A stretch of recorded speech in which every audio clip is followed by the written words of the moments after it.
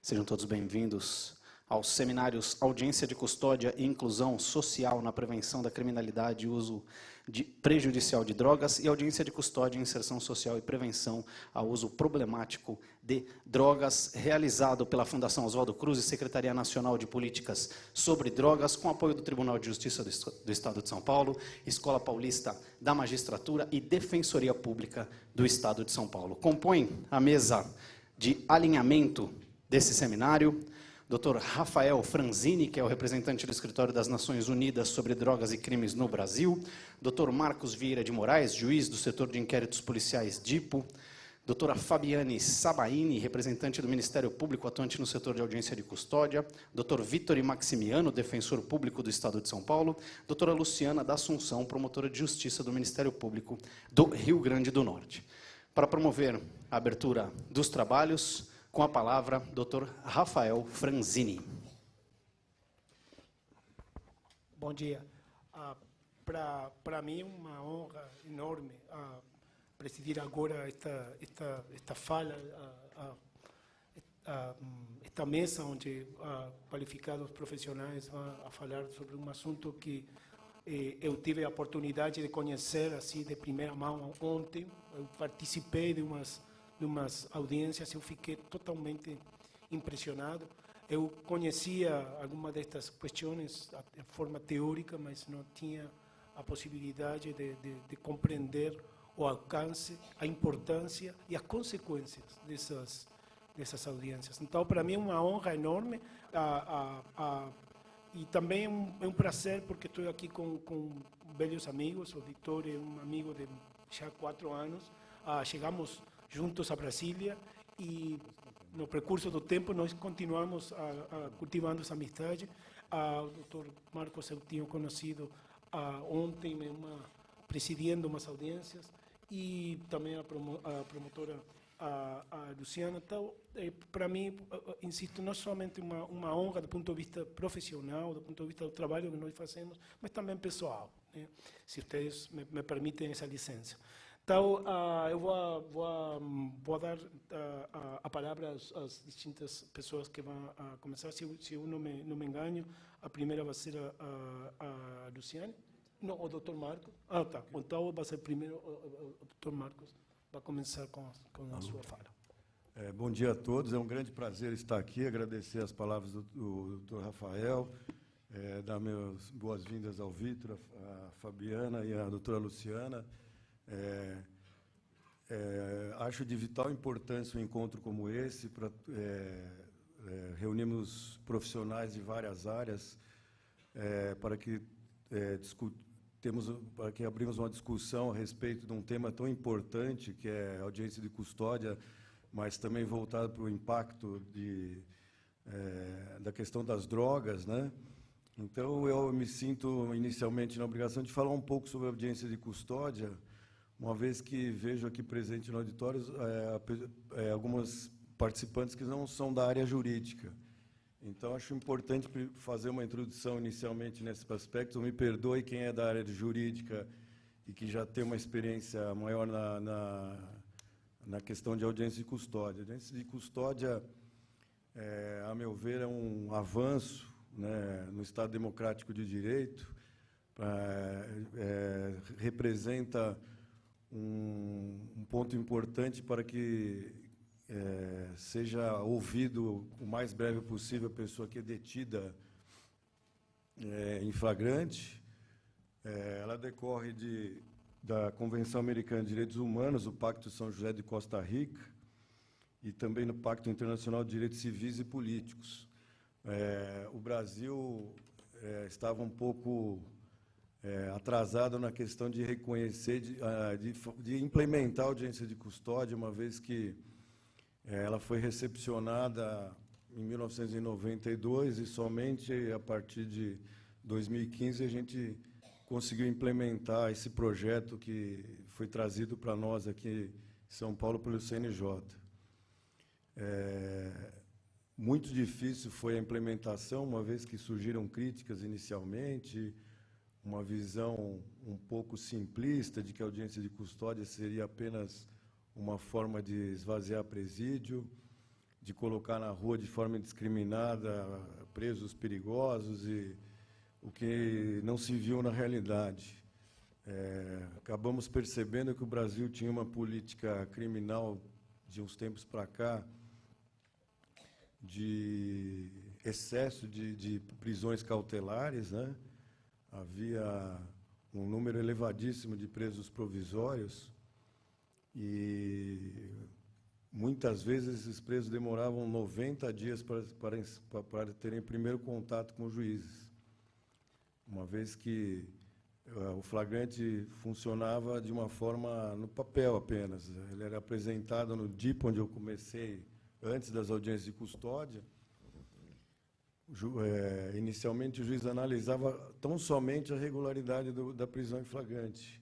Antes da lei de 2011, inclusive, não se analisava nem a necessidade de manter ou não a prisão cautelar e de conceder, eventualmente, liberdade provisória ao preso. Prisão em flagrante era apresentada no Departamento de Inquéritos Policiais, havia uma análise apenas pelo juiz da regularidade, o preso permanecia preso até que houvesse uma denúncia e fosse analisada a questão se houvesse um pedido da defesa ou do próprio Ministério Público, ou, às vezes, o próprio juiz de ofício. Esse levantamento no número de presos provisórios se tornou uma coisa alarmante, porque percebeu-se que estava não crescendo, né? Estava uma projeção sem igual no Brasil, uma média de... havia 700 mil presos no Brasil, sendo que cerca de 1/3 deles eram presos provisórios. O mais alarmante ainda é que parte desses presos provisórios, quando eram sentenciados, quando tinha uma decisão definitiva, não eram apenados com pena privativa de liberdade ou com regime mais gravoso, no caso, o regime fechado. Então, a prisão cautelar acabou se tornando mais gravosa que a própria pena que seria aplicada. A partir do advento da lei de 2011, das chamadas cautelares alternativas, buscou-se uma redução desse número de presos provisórios, que acabou não alcançando o que se esperava, acabou sendo tímida, uma vez que havia uma cultura da prisão provisória que deixava os juízes um pouco temerários de aplicar medidas cautelares alternativas, em razão da dificuldade de ter um controle de sua fiscalização. Então, por esse motivo, a redução dos presos provisórios não foi tão significativa quanto se esperava. A partir daí, surgiram as audiências de custódias, com todo um trâmite mais com contraditório, com manifestação do Ministério Público, titular da ação penal, com manifestação da Defensoria, com a coitiva do preso. E aí, a partir daí, sim, começou-se a perceber o quanto havia excesso nas prisões cautelares no Brasil. As decisões inicialmente eram tanto quanto genéricas, não havia uma apreciação mais sensível, mais detalhada do caso concreto. Isso mudou bastante depois da audiência de custódia. A audiência de custódia, por isso, trouxe um novo paradigma na análise da prisão em flagrante, uma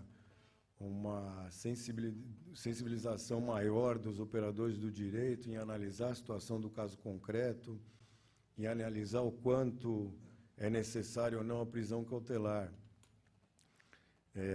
Até porque a prisão preventiva se tornou uma exceção, né, no nosso direito penal constitucional. Então, é importante fazer essa introdução para aqueles que não são da área jurídica, para entender o quanto é importante essa evolução trazida com a audiência de custódia. Mas não é só isso. A partir da audiência de custódia, passamos a perceber que a criminalidade, principalmente a pequena criminalidade, ela caminha junto com o problema da justiça social, dos problemas sociais, de falta de inclusão social, de de falta de base mesmo dos jovens que a gente tem um perfil muito claro que a gente reconhece em audiência de custódia. A maioria dos presos tem baixa escolaridade, vem das classes mais baixas, parte deles, uma boa parte que a gente tem visto ultimamente, o pessoal da audiência de custódia, são moradores de rua, são usuários de drogas, são dependentes químicos. Então, a gente começou a visualizar que, além da questão de uma política criminal, é importante também haver concomitante a isso, políticas sociais, políticas de inclusão, políticas até de saúde pública, para poder tratar algumas questões que eram tratadas só na esfera criminal, também na esfera social. Isso foi muito importante, por isso, na implementação da audiência de custódia, a gente criar uma rede de proteção e de atendimento assistencial. É uma das preocupações do Dr. Antônio Maria Patinho, que é coordenador do DIPA aqui presente, que tem uma importância vital no sucesso do nosso projeto em São Paulo, é esse: se preocupar com a criação dessa rede de proteção assistencial. Afinal de contas, não bastava que apreciássemos os flagrantes, concedêssemos liberdade provisória com medidas cautelares e simplesmente colocássemos esses presos da porta do fórum para fora sem nenhuma preocupação do que eles iriam fazer a partir dali. Então, importantíssimo a presença dentro do fórum de uma rede de atendimento assistencial para poder encaminhar aqueles presos dependentes químicos para tratamento, encaminhar aqueles que não têm documento para tentar tirar um documento, para ter uma inclusão social, uma reinserção do mercado de trabalho. Sem essa interação dessa política também social e assistencial, me parece que a política criminal é insuficiente para resolver todas as questões da criminalidade. Então, é muito importante o que foi criado em São Paulo.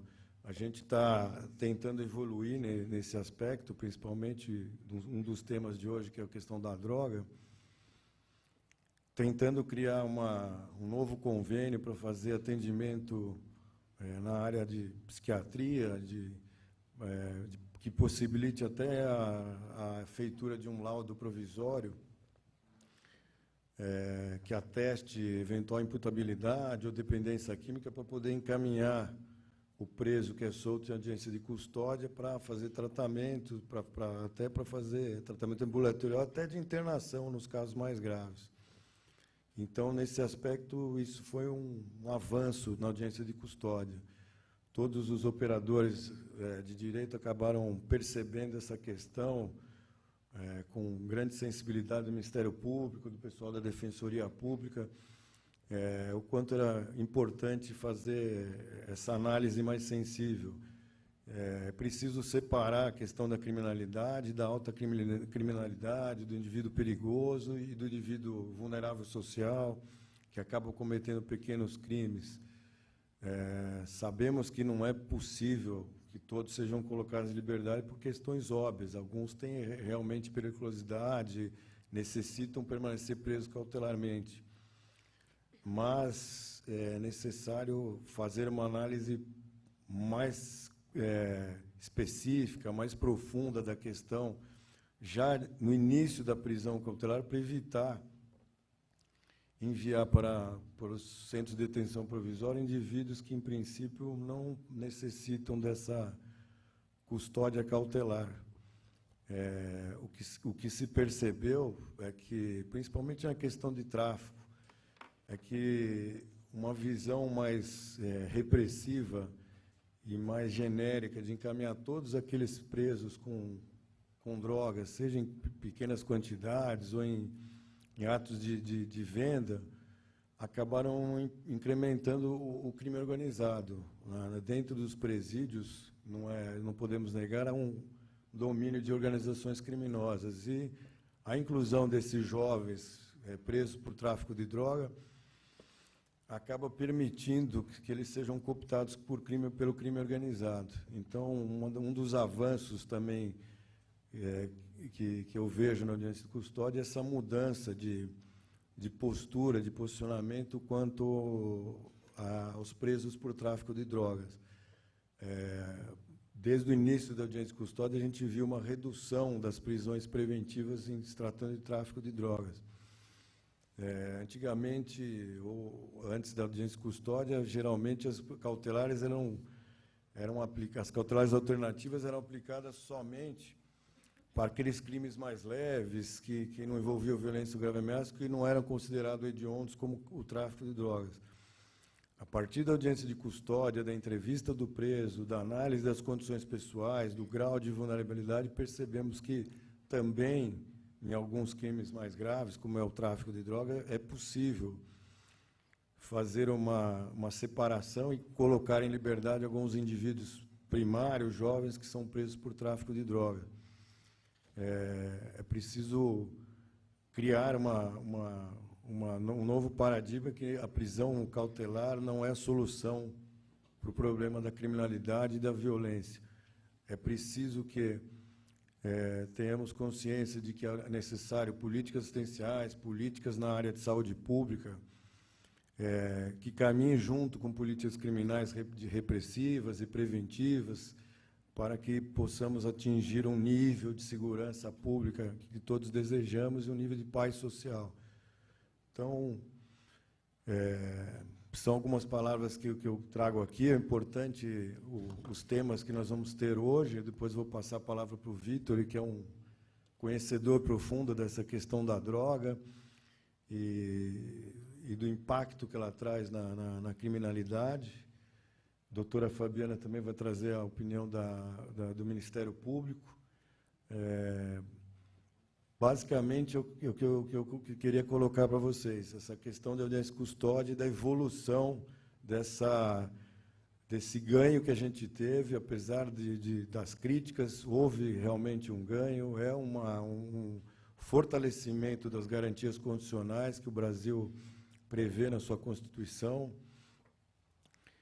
Espero que o projeto das audiências de custódia se espalhe pelo Brasil, para as comarcas. A gente está sentindo essa vontade de expandir isso para os fins de semana, para todas as comarcas, para que tenhamos melhoria nesse ponto. Acho que basicamente é isso. Eu agradeço a todos.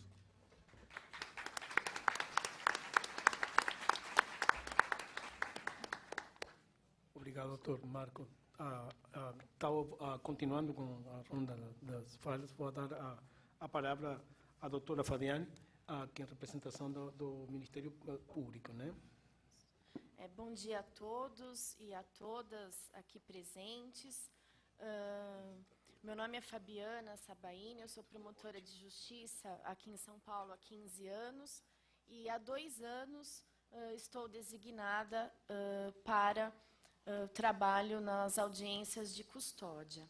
Nós somos 6 promotores designados exclusivamente para atuação na audiência de custódia. Eu gostaria inicialmente de cumprimentar os organizadores deste evento, deste congresso, em especial a Fundação Oswaldo Cruz, a Escola Paulista da Magistratura e também a Defensoria Pública do Estado de São Paulo, na pessoa do Dr. Vitor, que compõe esta mesa. Nós iniciamos as audiências de custódia aqui na capital de São Paulo em fevereiro de 2015. Nós chegamos no ano de 2014 com um cenário bastante complicado envolvendo o sistema penitenciário. O Brasil, figurando como a 4ª maior população carcerária do mundo, atrás apenas dos Estados Unidos, da China, da Rússia, e com uma agravante muito importante. Esses 3 países apresentando uma taxa de prisões, uma taxa negativa de encarceramento. os Estados Unidos uma taxa negativa de 8%, a China de 9%, a Rússia de 24%, taxa negativa de encarceramento. Então, a cada ano, nesses países havia redução, ainda a redução do número de pessoas encarceradas. Enquanto aqui no Brasil, no ano de 2014, a taxa de encarceramento, uma taxa positiva de 33%. Então, a cada ano, o aumento da população carcerária ocorria em 33% dos casos. Além de figurar como a quarta maior população carcerária no Brasil, também estávamos verificando o aumento expressivo do número de ocorrência envolvendo abuso policial no momento das prisões e também a necessidade de implantação, de efetivação do Pacto de São José da Costa Rica, já mencionado pelo Dr. Marcos, de 1969, ratificado pelo Brasil em 1992, e no qual havia a disposição expressa da apresentação do preso sem demora à autoridade judiciária. Por muitos e muitos anos, por décadas, o Brasil, mesmo tendo ratificado esse Pacto de São José da Costa Rica, não havia implementado efetivamente essa apresentação pessoal do preso ao juiz sem demora. Nós chegamos, então, no ano de 2014 com esse cenário. Após estudos, pesquisas, se chegou, então, a uma tentativa de equacionar essa questão com a ideia da audiência de custódia. O projeto aqui em São Paulo foi aplicado gradativamente, né? Começamos em fevereiro de 2015 com algumas seccionais participando. Em maio de 2015 houve a integração de 100% das seccionais.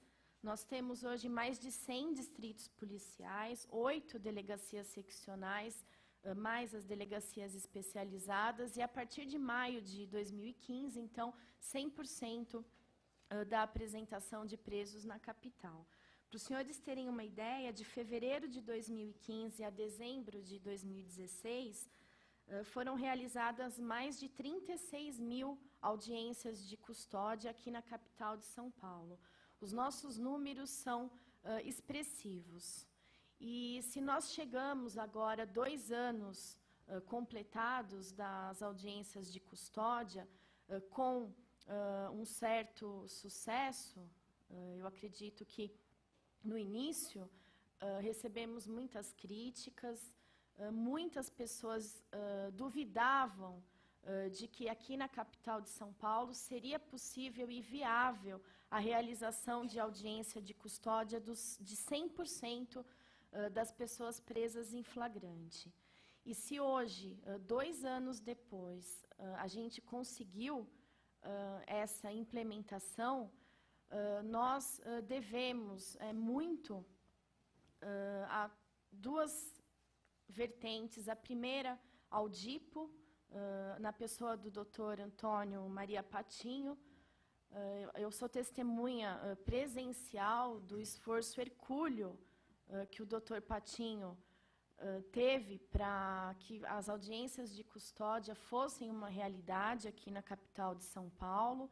É claro que com a ajuda do Ministério Público, da Defensoria Pública do Estado de São Paulo também, mas se não fosse a disponibilização do Dr. Patinho, nós não estaríamos aqui hoje, 2 anos depois, discutindo não mais a implementação, mas sim discutindo os reflexos, os impactos, da audiência de custódia na capital de São Paulo. Também devemos muito ao sucesso das audiências de custódia a equipe de assistência social, a equipe de saúde que temos aqui no fórum, aos CEAPs em especial, que recebe diariamente dezenas e dezenas de pessoas que são presas em flagrante, que recebem um benefício da liberdade provisória e que são acolhidas nos CEAPs e ali recebem todo o apoio e todo o auxílio necessário, principalmente em relação a tratamento da dependência de drogas. Para que os senhores e as senhoras tenham uma ideia, como o Dr. Marcos já adiantou, a presença aqui de muitas pessoas que não integram o setor jurídico, muitas pessoas aqui de equipe de saúde, de assistência social, até a implementação das audiências de custódia em 2015, o que nós tínhamos de legislação a respeito de tratamento de dependência química para as pessoas presas, para os réus, eram disposições muito tímidas. Nós temos até hoje a lei de drogas, a lei 11.343 de 2006, que disciplinava algumas vertentes acerca de tratamento de dependência química, as pessoas presas e que eram usuários de entorpecentes, mas todas essas disposições, se a gente fizer um estudo detalhado da lei de drogas, dependiam de uma sentença condenatória. Nós não tínhamos, até a implantação das audiências de custódia, uma preocupação já inicial com o tratamento de pessoas presas em flagrante. Temos uma disposição na lei de drogas que determina que na sentença condenatória, o juiz, então, verificando que o réu é dependente do uso de drogas, fixaria, então, um tratamento, encaminharia esse preso, então, para tratamento no sistema penitenciário.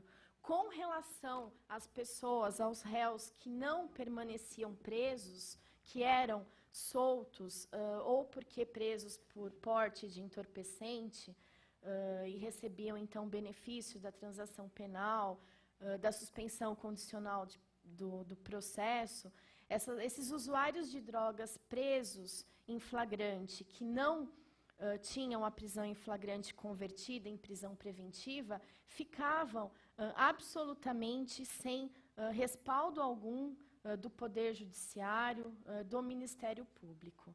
A previsão da lei de drogas condicionava o encaminhamento do preso para tratamento a partir da sentença condenatória. Então, essa grande população de usuários de entorpecentes que chegavam ao Poder Judiciário e logo de início já eram colocados em liberdade, não tinham respaldo algum no início, no momento dessa prisão. E com a audiência de custódia, esse cenário se alterou sensivelmente, porque a resolução 213 do CNJ, que chegou no final de 2015, passou a determinar expressamente que uma das questões a serem indagadas pelo juiz ao preso em flagrante é exatamente se é dependente químico, se é usuário de entorpecentes e se tem interesse na realização de tratamento de dependência. Então, nós viemos de um cenário em que não era preocupação do Poder Judiciário e também não era preocupação do Ministério Público esse apoio já inicial ao preso em flagrante. E quando a gente fala preso em flagrante relacionado à dependência, ao uso de entorpecentes, o primeiro crime que nos vem à cabeça é o tráfico de drogas. Mas, na verdade, se a gente for fazer uma análise mais minuciosa, 80% dos crimes praticados têm relação com o uso de drogas, ou relação direta com a venda, por exemplo, o tráfico, mas também os outros crimes contra o patrimônio, furto, roubo, muitos deles, a grande maioria, praticados por pessoas em dependência do uso de entorpecentes praticados por pessoas que necessitam, não é, de recurso financeiro para aquisição de entorpecente, e essas pessoas, até a implantação das audiências de custódia aqui na capital de São Paulo, ficavam à mercê de qualquer auxílio, qualquer apoio. É claro que em algumas comarcas nós tivemos a realização, temos até hoje alguns projetos iniciados pelos promotores, pelos juízes, pelos defensores públicos, de acompanhamento dos usuários de entorpecentes. Mas nenhum deles se compara, não é, à realidade que se apresentou com a realização da audiência de custódia, em razão desse contato inicial e pessoal do promotor, do defensor e do juiz com as pessoas presas em flagrante. Como eu já disse, a resolução número 213 determina expressamente que logo no início, logo na audiência de custódia, o preso já seja indagado acerca da sua dependência, se possui doença grave, se tem interesse na realização de tratamento. E há 2 anos trabalhando na audiência de custódia, a cada dia a gente percebe que o número de pessoas que se declaram dependentes do uso de entorpecentes e que manifestam interesse na realização de tratamento, esse número vem crescendo a cada dia. E é por isso que eu disse que muito do sucesso que nós temos com as audiências de custódia vem do esforço da equipe de assistência social e da equipe de saúde que nós temos, no caso, aqui no Fórum da Barra Funda, o CEAPS. Eu acredito que, passados 2 anos da implementação das audiências de custódia, nós já atravessamos a primeira fase mais complicada, não é, da organização da apresentação dos presos, da logística, né, para que esses 103 distritos policiais apresentem os presos aqui no Fórum da Barra Funda sem demora, no prazo de 24 horas. Essa primeira fase nós vencemos. E agora nos é colocado o desafio, não é, de vencermos também os desafios que vêm com a implementação de 100% da apresentação dos presos, e um desses desafios é a efetivação do tratamento da dependência química. Recentemente houve a implantação das audiências de custódia na Grande São Paulo, no interior, nas sedes de circunscrição do interior do estado de São Paulo, e nesses locais não há a estrutura que há aqui no Fórum da Barra Funda, não há ainda a criação dos CEAPs, não é? E isso, eu acredito que seja o desafio que nós, do Poder Judiciário, do Ministério Público e da Defensoria Pública, temos que enfrentar. Não adianta a apresentação do preso ser feita no prazo de 24 horas, mas não existir essa equipe de apoio, não é, que vai acompanhar a pessoa presa em flagrante e colocada em liberdade. Nós tivemos uma resistência muito grande com relação à audiência de custódia, muitas críticas, até preconceituosas, feitas por colegas do Ministério Público. O Ministério Público, de início, não foi favorável à implantação das audiências de custódia, talvez por conta da ideia arraigada, principalmente nos promotores de justiça, de que não havia necessidade da apresentação pessoal do preso, que nós já analisávamos o auto de prisão em flagrante no papel, por escrito, e que não havia necessidade, então, desse trabalho todo para apresentação do preso, desse gasto de recursos financeiros para essa logística. Muitas críticas, então, foram feitas e são feitas até hoje. mas para nós que trabalhamos na audiência de custódia há 2 anos, nós sabemos o quanto o cenário foi modificado aqui na capital de São Paulo em relação à manutenção ou não de pessoas presas em flagrante no cárcere. Tivemos uma pesquisa recentemente de que 50% dos presos em flagrante são colocados em liberdade e os outros 50% são mantidos custodiados. Aí a pergunta não é que se coloca, será que hoje em dia está sendo realizada a soltura indiscriminada de presos ou será que antes o encarceramento é que se dava de forma indiscriminada?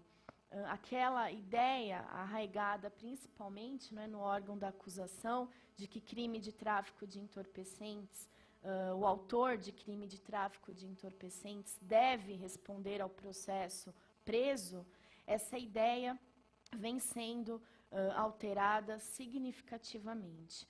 Nós temos feito audiências de pessoas presas por tráfico de drogas que são pessoas doentes, que são pessoas que necessitam também de tratamento para dependência química, pessoas moradores de rua que precisam de todo esse auxílio. E aqui na capital de São Paulo, com os CEAPs, com o apoio dos CEAPs, nós temos conseguido dar um respaldo, um apoio a essas pessoas que são presas até por tráfico de entorpecentes, mas que são colocadas em liberdade. Nós temos a presença aqui da doutora Luciana, que integra o Ministério Público do Estado do Rio Grande do Norte. A doutora Luciana é coordenadora de um projeto muito importante que vem sendo realizado no Estado do Rio Grande do Norte e que nós, aqui no Estado de São Paulo, tenho certeza que vamos utilizar como parâmetro para a nossa atuação também, e acho bastante importante que a gente dê bastante atenção para as palavras que a doutora Luciana tem a nos dizer acerca desse projeto, um projeto que não tem relação direta com a audiência de custódia. Talvez nós pecamos aqui em São Paulo em não iniciar já esse acompanhamento pessoal das pessoas presas em flagrante, como vem sendo feito lá no estado do Rio Grande do Norte. Eu passo, então, a palavra à doutora Luciana. Mais uma vez... o Vitori, doutor Vitori, primeiro? Pode ser? Então, o doutor Vitori, antes da doutora Luciana, eu passo a palavra ao doutor Vitori, agradecendo novamente a presença de cada um dos senhores. Se tiverem interesse no acompanhamento da audiência de custódia, as audiências são públicas, Qualquer pessoa que tiver interesse em acompanhar uma audiência de custódia está convidada. As nossas audiências iniciam-se às 10h30 da manhã e terminam quando da apresentação do último preso em flagrante. Eu agradeço muito a atenção de todos os senhores e senhoras e passo a palavra ao doutor Vitori. Obrigado, doutora Fabiana. Então, assim, vamos passar a palavra ao meu caríssimo amigo Vitori Massimiliano. Eu não preciso muita apresentação, mas eu acho que é pertinente falar mais uma vez que ele teve a responsabilidade de dirigir a Senad por 2 anos e agora tem a responsabilidade de trabalhar no Ministério da Defensoria Pública nestas audiências. Então, acho que a visão holística que ele pode dar é mais que importante para todos nós. Tem a palavra, doutora. Obrigado, Rafael. Bom dia a todos e todas. Agradeço muito as palavras do caríssimo amigo Rafael Francini, que tem sido responsável por um trabalho muito importante aqui no Brasil e na região, também com a sua grande experiência. Rafael, que ficou por 20 anos na Comissão de Drogas da OEA, trabalhando diretamente em Washington, e depois brindou o Brasil e toda a região com a sua presença, com a sua esperança, também com a sua esperança, mas com a sua experiência, com todo o arcabouço que ele reuniu ao longo da sua vida profissional, aqui no Brasil e na região, no escritório de ligação e parceria da ONU, tratando deste tema tão caro a todos nós. Eu cumprimento os demais integrantes da mesa, o caríssimo Dr. Marcos, que é um juiz excepcional, um juiz que executa a magistratura da forma mais bonita que se podia imaginar, assim como todos os juízes que atuam ali no DIPO. Entrevistando as pessoas que são presas, perguntando quem são aquelas pessoas, o que elas estão fazendo ali, qual o seu envolvimento com a sua comunidade, onde elas moram. É isto que é uma audiência de custódia. E o Dr. Marcos cumpre o seu papel de magistrado, de fazer justiça, de uma forma brilhante.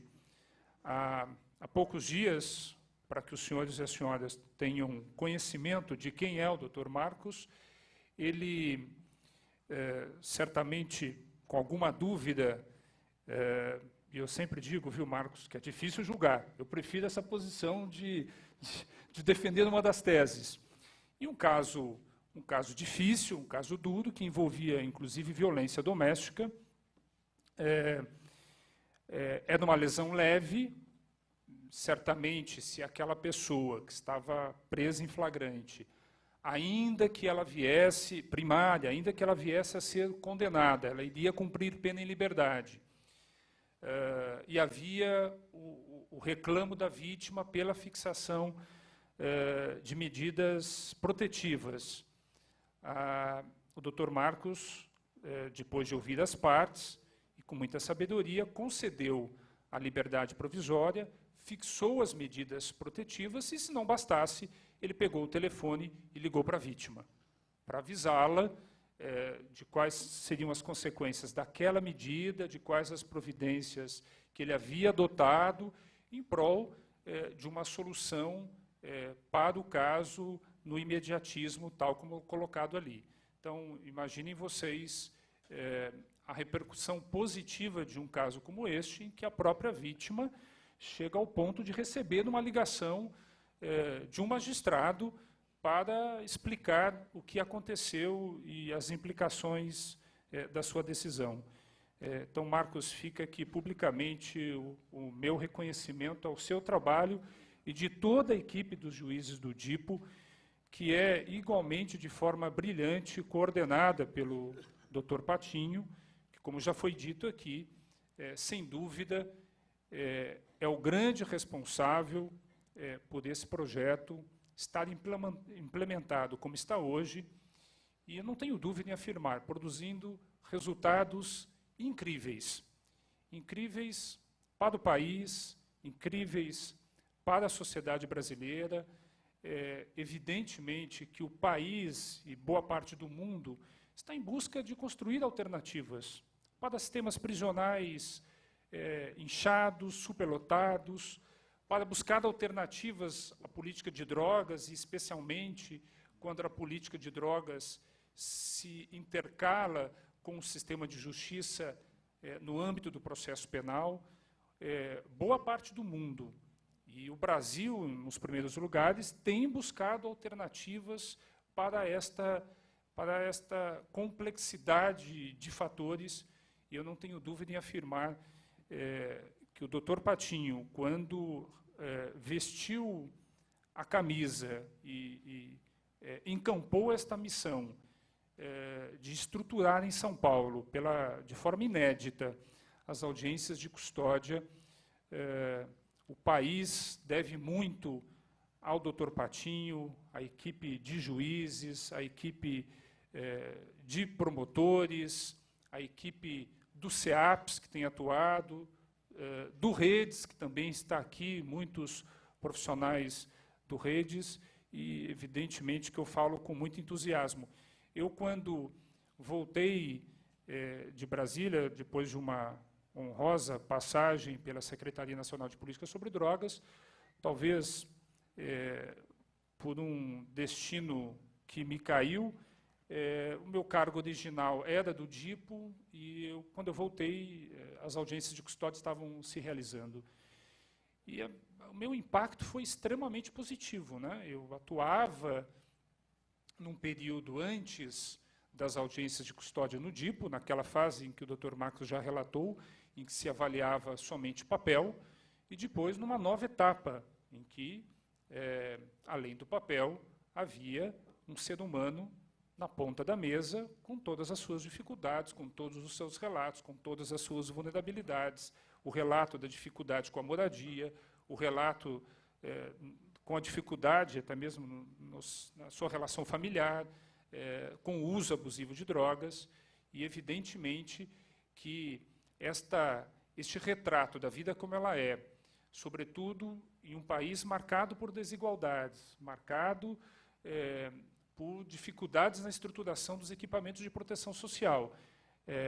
A pessoa que está na ponta da mesa, mais das vezes, é uma pessoa que está pedindo uma atenção do Estado, um atendimento do Estado, sobretudo na área de proteção social, de equipamentos que envolvam políticas que estão previstas na Constituição, moradia, saúde, educação. Né? Não é novidade para nenhum de nós que, evidentemente, as pessoas que nos procuram têm uma baixa escolarização.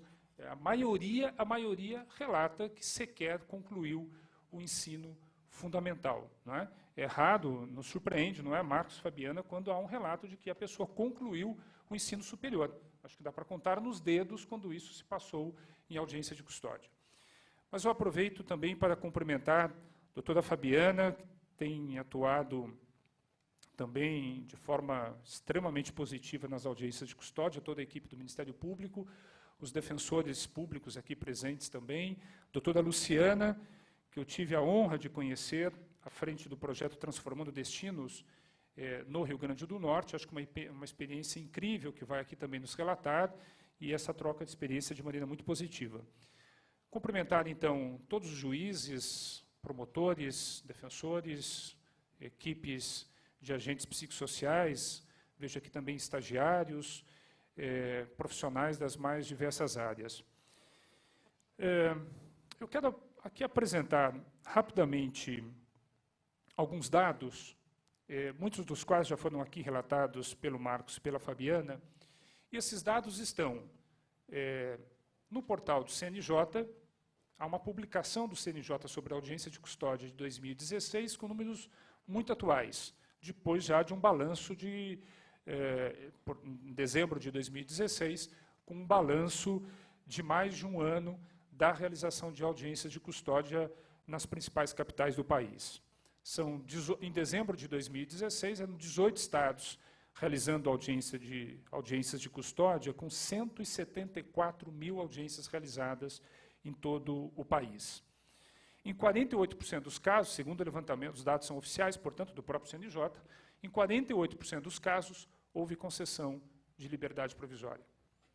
Se nós pararmos para pensar, esse número é absolutamente impactante. Eu costumo dizer, há 23 anos que eu trabalho como defensor público, justamente na área criminal, atuando com processo criminal, e eu costumo dizer que a audiência de custódia, ao longo de toda a minha vida profissional, é a medida que mais causou impacto para o sistema de persecução penal, sem dúvida alguma. Né? Se o próprio CNJ tem um dado que nós temos, considerando as pessoas em regime aberto, nós temos no país, tínhamos em 2016, 711 mil presos, dados oficiais do próprio CNJ, 711 mil presos, dos quais 41% em sistema de prisão provisória, sem uma sentença sequer de primeira instância. O cálculo do CNJ considera aqueles que não foram, para considerar presos provisórios, aqueles que ainda não foram julgados em primeiro grau. Portanto, do nosso sistema prisional, 41% de presos provisórios. Há um custo para o país mais uma vez, o dado é oficial do próprio CNJ, um custo estimado do país de 21,6 bilhões de reais. Bem, se nós pararmos e pensarmos, bem, mas é um investimento que está valendo a pena. 21 bilhões gasto com um sistema que está produzindo bons resultados. Alguém acredita nisso? Alguém neste país acredita que o sistema prisional brasileiro produz algum resultado positivo em termos de política pública, de reinserção social, não é? Salvo as exceções de sempre, que só servem para confirmar a regra, né? O país torra 21 bilhões com um resultado, em termos de política pública, absolutamente pífio, né? Ao contrário, nós temos constatado, como o Dr. Marcos disse há pouco, que o sistema prisional, hoje, tem sido o grande fomentador da violência no país, com a organização de facções criminosas a partir do próprio sistema prisional de pessoas que estão ali encarceradas. Constatada esta dura realidade, o país buscou alternativas. Editou, Marcos já disse isso, em 2011, uma lei que estabeleceu a previsão de medidas cautelares. Não houve impacto algum nesse número. Até que, impulsionado pelo CNJ, impulsionado pelo ministro Ricardo Lewandowski, à época à frente do CNJ, e atendendo às convenções internacionais, que têm força constitucional aqui no país, especialmente esses tratados internacionais já referidos, houve, então, a iniciativa de se iniciar a audiência de custódia. E, felizmente, encontrou em São Paulo uma equipe incrível, coordenada pelo Dr. Patinho, que efetivamente iniciou a implementação dessas medidas. O CNJ estima que, se nós considerarmos que são 41% de presos provisórios, e hoje a estimativa oficial está em torno de quase 50% de concessão de liberdade, nós estamos considerando que teremos, ou temos já, a menos no sistema prisional brasileiro, 120 mil pessoas. Essas estatísticas estão sendo produzidas agora, já que os impactos estão sendo sentidos neste momento, né? O próprio CNJ já fez esses cálculos, o que me facilitou. A estimativa de custo, a estimativa de redução de custo é da ordem de 4 bilhões de reais com a implementação de uma medida como essa, né? Mas eu não vim aqui falar de cifras. Eu só queria apresentar este dado, já que o país vive uma crise econômico-financeira, a situação está colocada. É bom também tratar desses números, porque eles são absolutamente relevantes. Imaginem, todos os senhores e as senhoras, se nós pudéssemos investir esses mesmos 4 bilhões nas políticas de proteção social. Eu não tenho dúvida em afirmar que nós teríamos uma revolução no país, com resultados extremamente positivos, no que toca à prevenção do crime, no que toca à inclusão social, e talvez esse seja o passo seguinte, né, de nós começarmos a trocar as cifras do sistema prisional pelas cifras dos sistemas do SUS, do SUAS, para que efetivamente alcancemos os resultados que todos nós gostaríamos no país. Bem, mas eu queria trazer alguns outros números, e agora esses números estão disponíveis no Observatório Brasileiro de Informações sobre Drogas, que é o obid.senad.gov.br, e também no Observatório Europeu sobre Drogas. Aí a sigla é um pouquinho mais difícil, mas não há nada que o Google não resolva, né? Observatório Europeu, pá, aparece lá exatamente o Observatório Europeu. E aí, esses dados, portanto, são oficiais lá e cá, não é? Porque há uma cultura no país se me perdoem, fruto, talvez, parte do senso comum, em parte da ausência de um debate qualificado sobre drogas no país, com esse conceito de que a droga contribui, é a causadora da violência no país, ou ela é determinante para a violência no país. Então, alguns dados, eu não quero me alongar com isso, apenas para ilustrar aquilo que eu vou tentar aqui sustentar em poucos minutos. Dados oficiais. A pesquisa do Brasil é de 2005. Neste momento, justamente, a Fundação Oswaldo Cruz, em parceria com a Senad, está para produzir a pesquisa nacional sobre o uso de drogas, sobre todas as drogas, incluindo o álcool e as drogas ilícitas. Salvo engano, esses resultados devem ser divulgados aí em 2 ou 3 meses no máximo. A pesquisa já está pronta e me parece que eles estão na fase final para a apresentação desses dados ao país. Mas com o dado de 2005, e ainda que consideremos que tenha havido algum aumento, mas consideremos esse dado. Uso no Brasil de maconha na vida. Na vida, em algum momento a pessoa aqui no Brasil usou maconha na vida. O número é de 8,8%. Ou seja, de cada 10 brasileiros, um disse que usou maconha na vida. Cocaína, o número é bastante significativo, são 2,9%.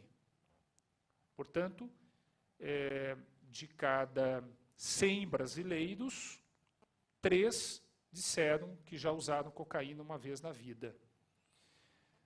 Vamos para alguns países com quem nós temos uma relação cultural, socioeconômica, não vou comparar o Brasil com a China, uma cultura muito diferente da nossa. Vamos comparar com dados da Europa. E o Observatório Europeu congrega todos os dados, e os relatórios, inclusive, estão em português, na medida em que Portugal integra esta comunidade e os dados estão ali exibidos. Média na Europa, alguns países mais, outros menos. Consumo de maconha na vida, 24,8%.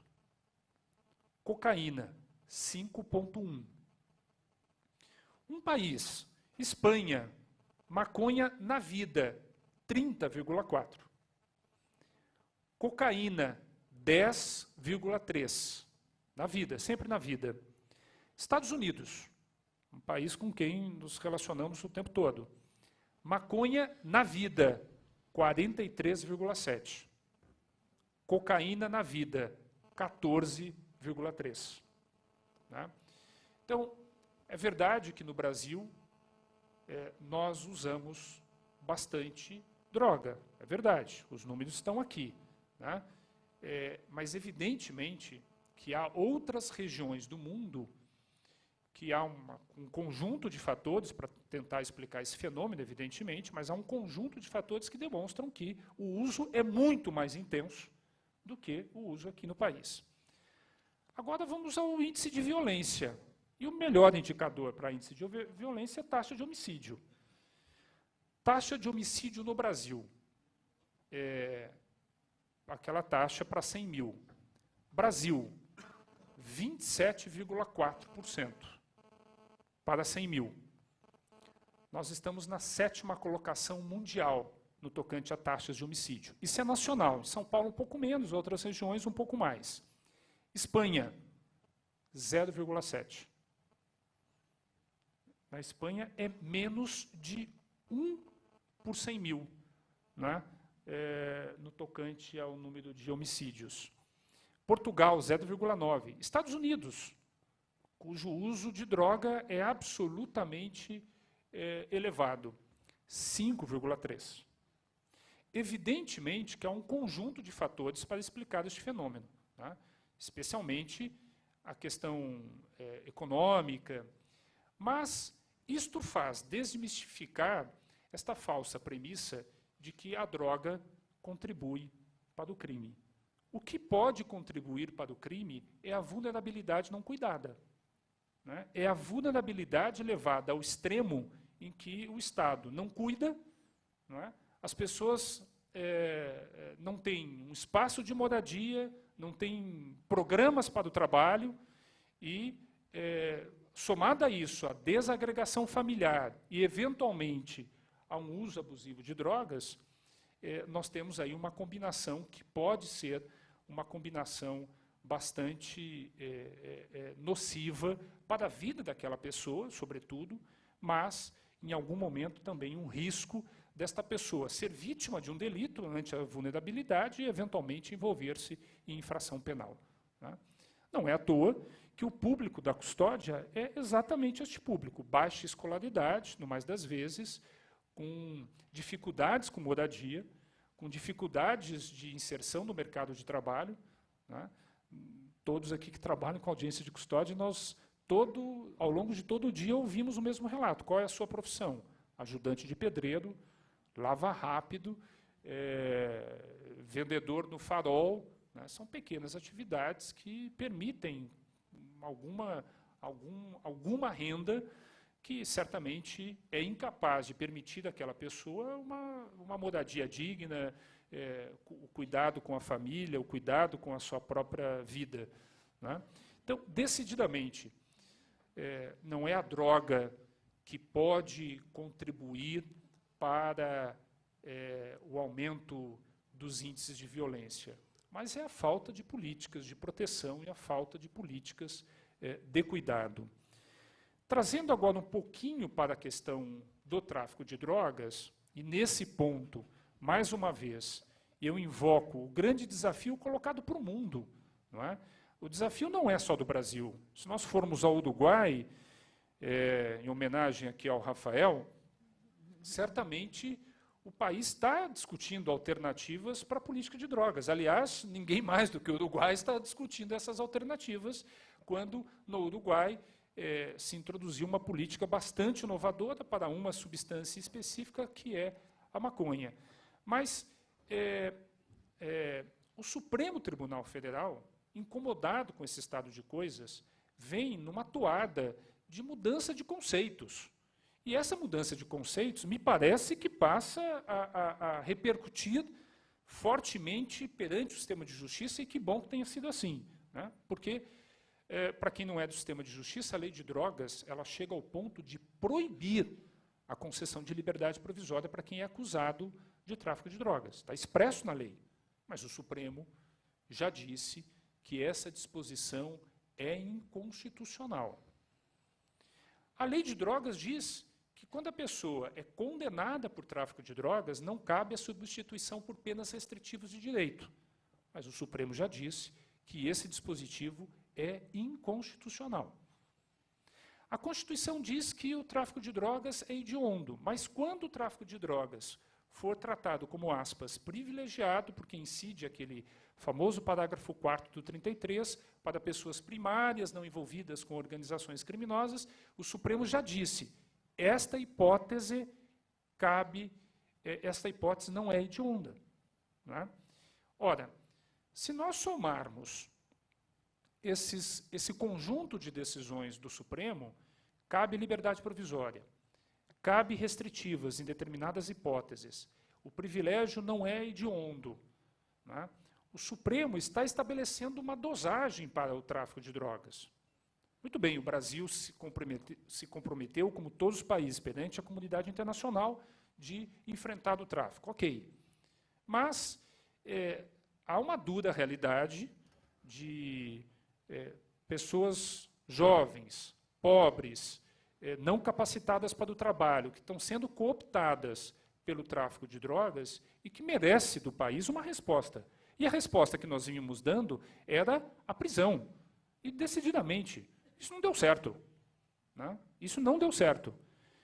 E agora, em situações especiais, tal como aqui rapidamente aventadas, tem sido possível a concessão da liberdade provisória, tem sido possível a condenação ao cumprimento de pena em regime aberto, em penas restritivas, na busca de tentar evitar com que este jovem pobre, cooptado para o pequeno tráfico, não ingresse no sistema prisional, não venha a ser cooptado definitivamente pelas organizações criminosas, e que, em liberdade, cumprindo a sua sanção em meio aberto, ele tenha uma chance, tenha uma oportunidade de se inserir numa nova realidade. Não é? O sistema de justiça dá um passo importante, capitaneado pelo Supremo Tribunal Federal e, na prática, nas audiências de custódia, ao fazer essa releitura da lei de drogas com essas novas interpretações. Talvez o passo seguinte, nós estamos, historicamente, nesse seminário, tentando dar este passo seguinte, que é construir esta política eficaz para o dia seguinte desse cidadão que ganhou a liberdade, acusado ou não de tráfico, mas que tem uma vulnerabilidade acentuada, e de que maneira trabalhar com os sistemas do SUS e SUAS, sobretudo, combinado com outras políticas de Estado que envolvam inclusão social, capacitação para o trabalho, que em última instância está envolvida com o SUAS, para que efetivamente nós tenhamos os resultados que todos nós desejamos e que todos nós nos olhamos o tempo todo de como construir isso. Né? E talvez, eu estava aqui pensando, Patinho, se este seminário, de fato, não é histórico, porque na mesa da tarde, né, o Fórum de São Paulo, o maior fórum da América Latina, terá nas suas mesas profissionais da saúde, profissionais da assistência social, que vão estar discutindo com o sistema de justiça quais são as alternativas, de que maneira nós temos que dar o passo seguinte para que esse cidadão que foi coercitivamente trazido ao sistema de justiça, porque ninguém chega aqui preso voluntariamente, por óbvio, né?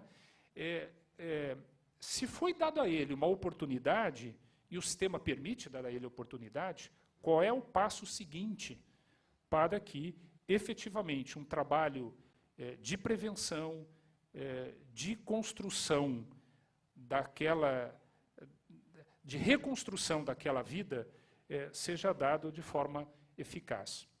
E, nesse ponto, a equipe do CEAPS e a equipe do Redes que tem muito a contribuir com esta experiência incrível, né, de tentar articular a rede disponível no município para que acolha esta pessoa e com resultados que sejam efetivamente concretos. Né, que esta pessoa encontre na rede local um local de proteção, um local para moradia, programas que o capacitem para o trabalho, programas que permitam a ele gerar rendas e para que ele cuide dele próprio e da sua família.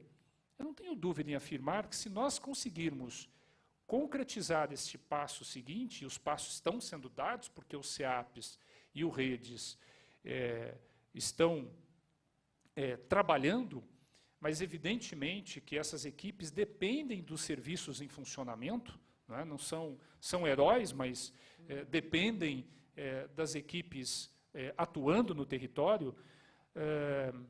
Talvez nós estejamos aqui de uma forma que, se nós pararmos para pensar, é muito singela, estamos descobrindo ou construindo uma alternativa concreta para uma dura e complexa realidade. E ainda nesse ambiente da política de drogas, quando eu estive juntamente com uma equipe à frente da Senad, visitamos alguns países, o que nós pudemos constatar, sobretudo na Europa, que as políticas eficazes de drogas que produziram bons resultados foram as políticas que investiram em políticas sociais. Mais em políticas sociais até do que próprio. Olha que incrível, mais em políticas sociais do que políticas de saúde. Embora, evidentemente, os assuntos estejam absolutamente entrelaçados. A Europa hoje, e mais uma vez os números são oficiais, estão lá no Observatório Europeu, mas me surpreendeu quando eu vi da própria representante da União Europeia este dado, que hoje, na Europa, 700 mil pessoas recebem nos serviços de saúde metadona. porque são usuários de heroína.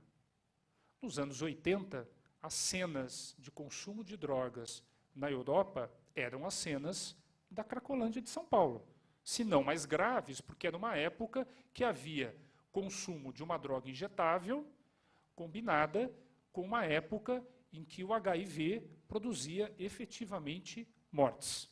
E a forma de consumo da droga era uma forma também de contaminação pelo HIV. Então, as cenas eram cenas chocantes, com vidas humanas sendo consumidas diariamente pela heroína e pelo HIV.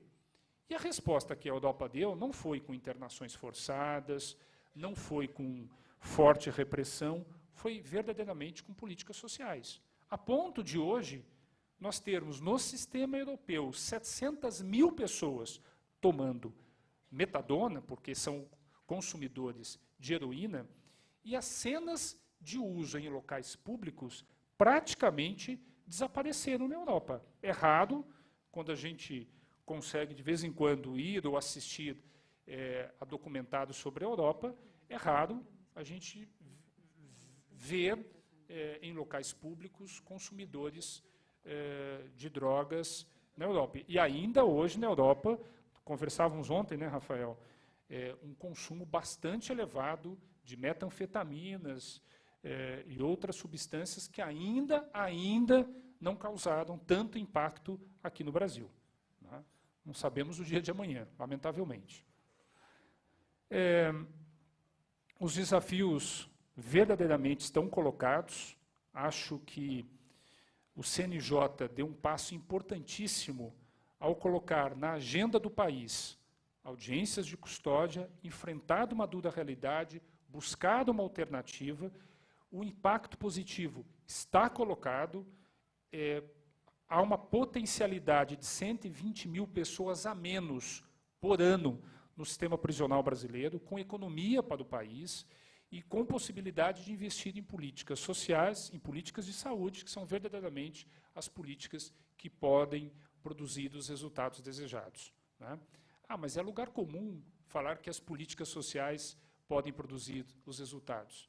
Bem, mas vejam os países que conseguiram esses resultados. Né? Nós podemos citar outros exemplos, como o Canadá, que tem taxas de consumo de drogas ainda mais elevadas do que aqueles números que apresentei, mais elevadas do que os Estados Unidos, e com serviços de saúde, tratamento, acolhimento, proteção social, que são referências para boa parte do mundo. Os serviços de Vancouver e outros tantos são referências para o mundo. Se existem hoje 700 mil pessoas consumindo metadona no território europeu, a pesquisa sobre o uso de crack no Brasil, apresentada em 2014, igualmente pela Fundação Oswaldo Cruz, patrocinadora e organizadora deste evento, à época com a Senad, indicou que nas capitais do Brasil nós tínhamos algo como 370 mil usuários graves de crack. Né? Ou seja, há outros países que enfrentaram uma dura realidade, talvez até mais gravosa do que o Brasil, e conseguiu resultados dialogando, construindo programas eficazes, e esta mesma pesquisa apresentou um dado que talvez resume tudo o que nós estamos falando.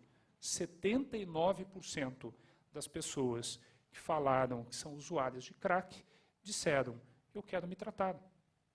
Né? E para finalizar, a notícia hoje na Folha de São Paulo, em que uma ex-usuária da Cracolândia de São Paulo diz isso. Né? Talvez a melhor medida para um processo de recuperação de alguém dependente é dar uma chance. Né? E são quantos aqueles, não, Marcos, Fabiana, que nos pedem uma chance, não só para o sistema de justiça, mas uma chance para um tratamento, para uma abordagem social.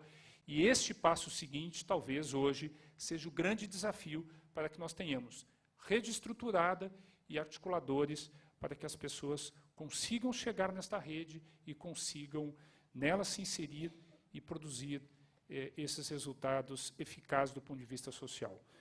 Olha, eu agradeço muitíssimo o convite, a oportunidade de dividir a mesa com pessoas tão queridas, conhecedores do tema, e saúdo mais uma vez a iniciativa aqui, sobretudo, do Dr. Patinho, não só pelas audiências de custódia, Dr. Patinho, mas também pela realização deste seminário e pelo seu ineditismo de estarmos aqui, sistema de justiça, sistema de saúde, sistema de proteção social, não tenho dúvida em afirmar que é disso que nós precisamos no país.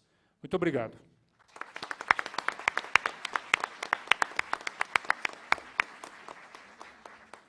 Obrigado, Vítor. Então, para concluir a fala, eu vou dar a palavra à doutora Luciana da Assunção, que é promotora de justiça do Ministério Público de Rio Grande do Norte, e onde nós estivemos faz 2, 3 semanas, compartilhando também uma experiência bem bacana que ela vai falar aqui. Obrigado. Bom dia a todos e todas.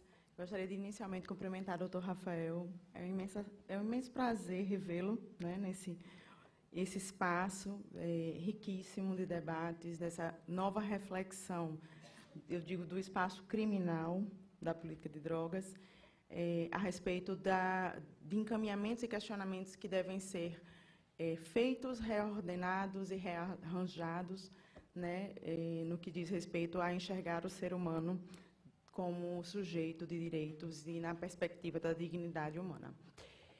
Dr. Vittori, a quem saúdo e novamente tenho o prazer, né, de compartilhar um momento de debates com quem tivemos contato enquanto secretário nacional de Política sobre Drogas, nos abriu horizontes e nos permitiu desenvolver esse projeto que logo mais irei explanar para os presentes. Dr. Marcos, é um imenso prazer conhecê-lo, representando aqui toda essa imensa articulação do Judiciário, também aqui na pessoa do Dr. Patinho, de implementar a ideia da audiência de custódia no Estado de São Paulo, apesar de e com as dificuldades naturais do seu início, da sua deflagração, mas que agora avança para um novo momento, como o Dr. Vítor bem colocou. Doutora Fabiana, colega do Ministério Público, é uma imensa satisfação em conhecê-la pessoalmente, né, e compartilhar das mesmas angústias, né, nós estivemos há pouco conversando ali nos bastidores, das mesmas angústias de quem trabalha nessa esfera criminal e que percebe que o sistema de justiça ele vai além de uma mera atuação processual.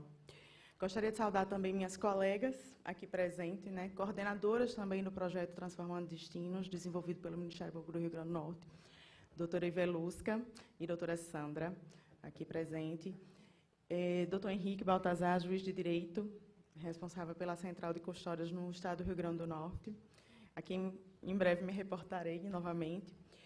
Gostaria de saudar, inclusive, todos os conhecidos do Projeto Redes, né? Nós temos uma grande parceria no Rio Grande do Norte, estou vendo muitos dos presentes aqui, não teria condições de nominá-los todos, sob pena de esquecer de citar algum.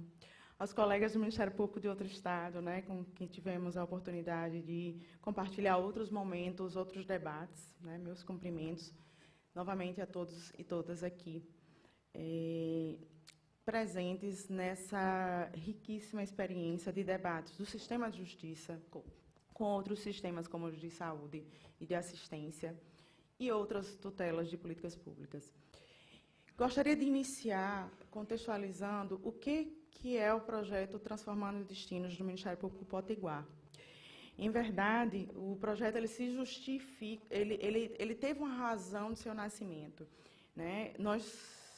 E aqui fazendo uma crítica ao sistema de justiça como um todo, nós somos formados, graduados, dentro de uma doutrina legislativa, né, onde a rotina, e aqui eu não estou fazendo críticas diretas a nenhuma pessoa, também faço a meia-culpa, né, onde a rotina acaba nos levando a raciocínios mais imediatistas, a reflexões mais aproximadas de nossa realidade diária.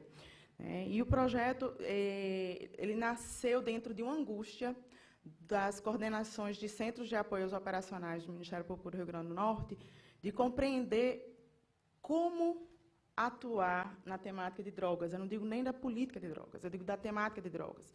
No eixo criminal, eu sou estou coordenadora do Centro de Apoio Operacional às Promotorias Criminais. No eixo criminal, sempre me angustiou a estar associada à responsabilidade do Ministério Público na tutela criminal quando se falava em drogas, né? Pouco se buscava a saúde, pouco se refletia para além de uma mera repressão. E essa é uma realidade vivenciada em todo o país, não só no sistema de justiça. Nós vivenciamos, não gostaria também de voltar a falar o que já foi explanado, mas nós vivenciamos um momento de guerra às drogas, onde o protagonismo era exatamente o da repressão, o do sistema de segurança. E automaticamente se levava à compreensão de que, se eu for buscar a atuação do promotor, é o promotor criminal. Então, dentro desses debates, dessa compreensão, dessa justificativa, nós começamos um diálogo transversal, né? Doutora Ivê Luz, que ela é coordenadora do Centro de Apoio às Promotorias da Cidadania e da Educação. Doutora Sandra Angélica é promotora do Centro de Apoio às Promotorias da Infância, Juventude e Família.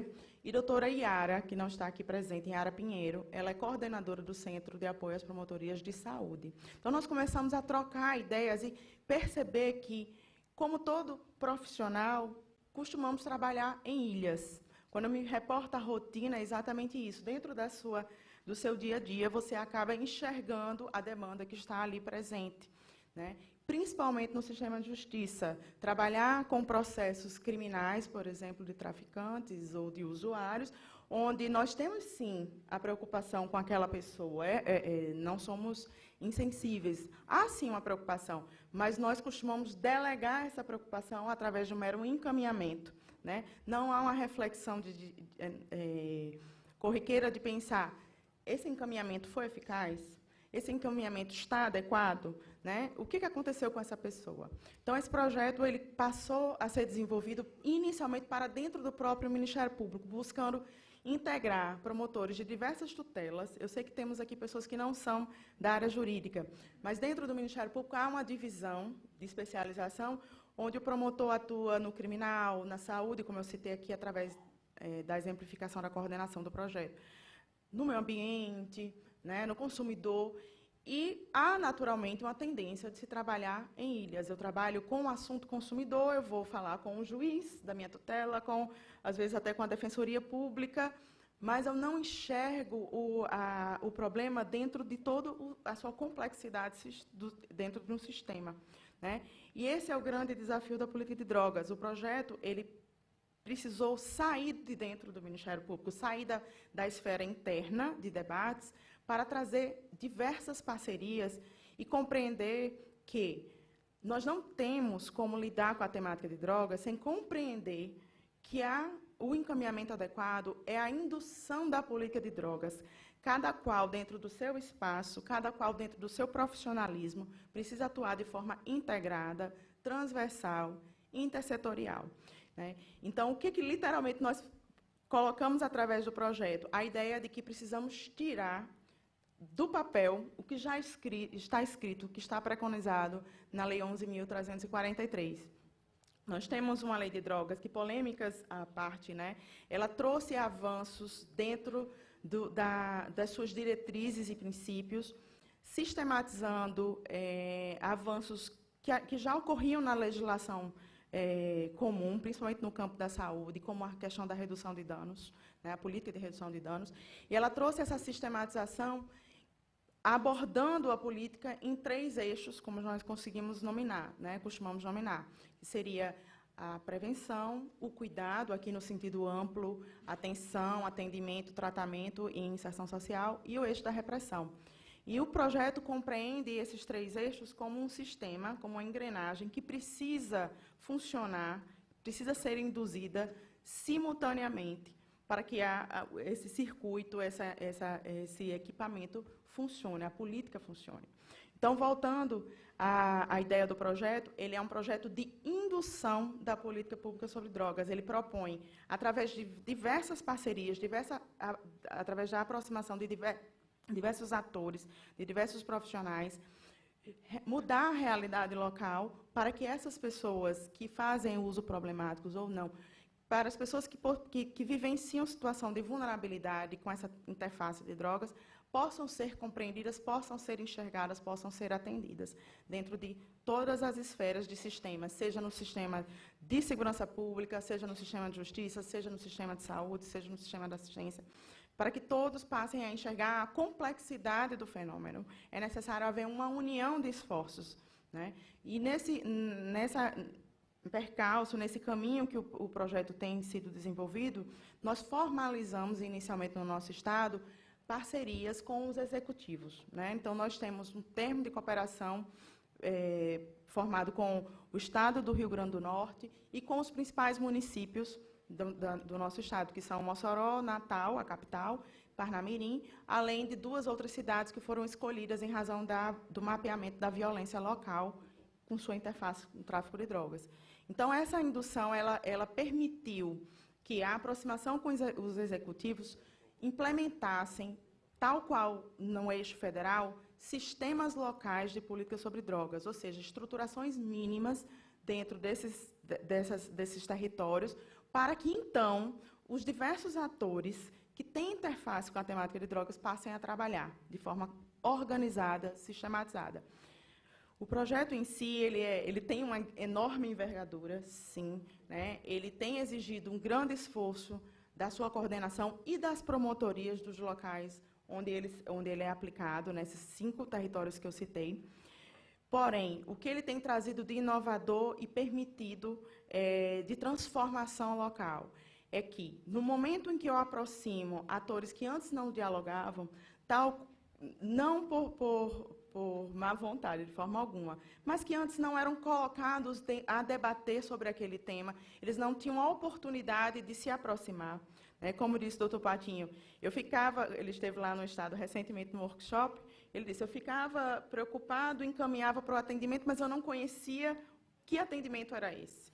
Então, o projeto ele propõe a todos que se busque um alinhamento conceitual, uma compreensão do que realmente é uma política de drogas, o que realmente é um eixo de prevenção, o que preconiza o eixo cuidado, o que preconiza o eixo repressão, para que, então, se faça uma atuação qualificada, para que não haja sobreposições, para que não haja assunções de atividades que deveriam ser desempenhadas por outros órgãos. Por quê? Porque, por exemplo, no momento em que eu penso num projeto pontual, numa ação pontual, eu posso estar atendendo aquela coletividade, mas aquilo ali não vai transformar a realidade, não vai ser aplicado de forma sistêmica. Eu preciso reordenar aquela organização de serviços, eu preciso corrigir fluxos. O projeto Transformando Destinos, ele busca exatamente diálogos e implementar essa intersetorialidade. Hoje, no seu 2º ano de execução, nós podemos dizer que ele está disponibilizado de forma pública a todos no nosso portal. O site é o mprn.mp.br. Lá vocês vão ver a imagem do projeto, onde nós colocamos os termos de cooperação dados sobre o projeto propriamente dito, as alterações, as inovações legislativas que tivemos no âmbito local e todo o material de estudo dessa complexa temática. Então, a ideia do Ministério Público é exatamente de somar com outros atores a percepção de que uma indução de política de drogas ela tem que transcender o mero voluntarismo, ela tem que transcender uma ação pontual, ela tem que ficar arraigada dentro de um sistema que dure, que avance e que possa trazer essas integrações de serviços. E qual sua interface com a audiência de custódia? Eu gostaria de fazer aqui o registro de agradecimento à receptividade do Dr. Henrique Baltazar, com que nós tivemos para sensibilizar no Rio Grande do Norte a implementação desse projeto do Redes Audiência de Custódia em Natal, na nossa capital. E houve uma receptividade muito entusiasmada. Eu lembro que o doutor Henrique até disse, quando é que a gente implementa? Porque há essa percepção de que o sistema de justiça ele trabalha com limitações, mas ele precisa enxergar que, se eu não trabalhar, se eu não enfrentar causas e ficar apenas reagindo, ou seja, encaminhando os processos diante de autuações em flagrantes que foram realizadas, eu não vou estar fazendo transformações sociais, eu não vou estar efetivamente fazendo um combate qualificado. Dentro da esfera criminal, nos angustia ver, e aqui eu digo com tranquilidade, muito amadorismo na indução da política de segurança pública. Ela não é sistematizada, né? Consequentemente, a política criminal ela está inserida dentro de um contexto em que não há gestão no gerenciamento da segurança pública. Logo, nós trabalhamos conforme a demanda, né? Conforme aquela atuação policial, civil ou militar que nos é trazido, e percebemos que não há um planejamento nessas intervenções. E aqui eu gostaria até de fazer o registro da meia-culpa. Nós não exercemos o controle externo de forma adequada, né? E esse espaço da audiência de custódias, ela traz essa possibilidade de nos redimir, né? De ir além, como foi dito aqui pelo Dr. Vítor, de ir além da mera atuação processual, de enxergar que no contato pessoal com o indivíduo, eu preciso e posso oferecer alternativas, né, que tirem ele daquela situação de vulnerabilidade extrema ou até de dependência e que, principalmente,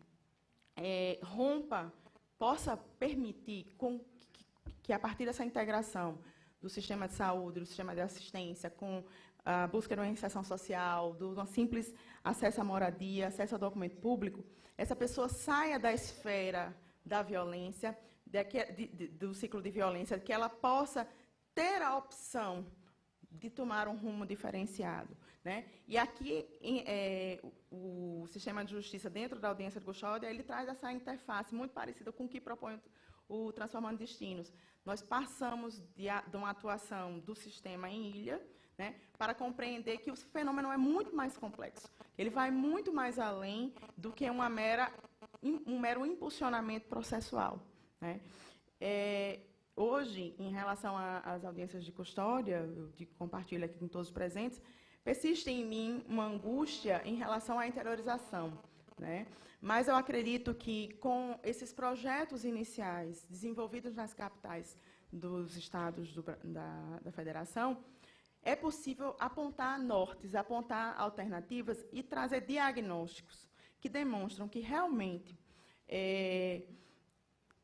o planejamento da atuação criminal, da atuação do sistema de segurança, ele precisa e deve ser induzido, ele precisa e deve ser monitorado, ele precisa e deve ser controlado. Muitos são os casos de prisões de pequenos traficantes, vamos dizer assim, né? Mas eu pergunto, está havendo um planejamento efetivo da atuação policial em relação à criminalidade organizada? Há realmente um impacto naquela prisão ou nós estamos simplesmente fingindo que estamos fazendo justiça?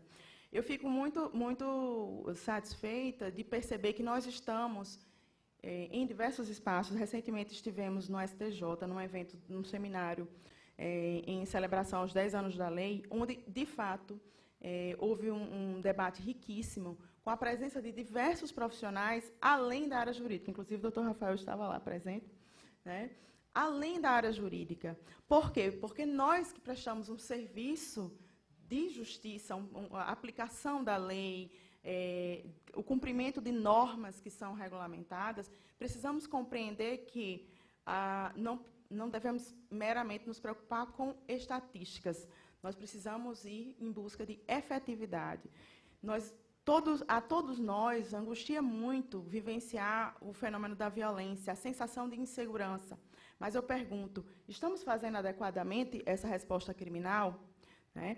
Precisamos entender que, em muitos casos, não é a regra, não sou ingênua de esquecer que a criminalidade organizada ela existe, né? O crime organizado está intrinsecamente enraizado em nosso país, tanto no sistema penitenciário como em comunidades vulneráveis e até na alta sociedade, né?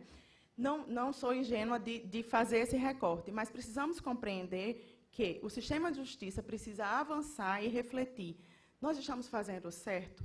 Né? Nós estamos realmente prestando um serviço de justiça? Essa prestação jurisdicional, ela está dentro das diretrizes preconizadas na Constituição? Né? E essa experiência do Transformando Destino nos possibilitou enxergar esse espaço, né, de que a atuação do sistema de justiça ela não pode se dar de forma isolada. Nós precisamos refletir o que efetivamente nós estamos tutelando, né? E para aqueles que tiverem curiosidade, como eu já disse, vocês podem acessar o site do Ministério Público. Nós também temos, aqui eu não trouxe em quantidade suficiente, mas nós temos para distribuição um marcador de livros, mas temos o nosso registro do projeto feito através de informativos. Todos eles estão em PDF também no portal. E essa ideia de que, para prestar bons serviços à sociedade, seja no sistema de justiça, seja em outras tutelas, né, no sistema de saúde, de assistência, precisamos unir esforços, precisamos buscar parcerias, precisamos ir além do nosso trabalho rotineiro. É o que preconiza o projeto e é o que eu acredito que vai ser implementado no dia de hoje. Agradeço a todos e agradeço mais uma vez o convite.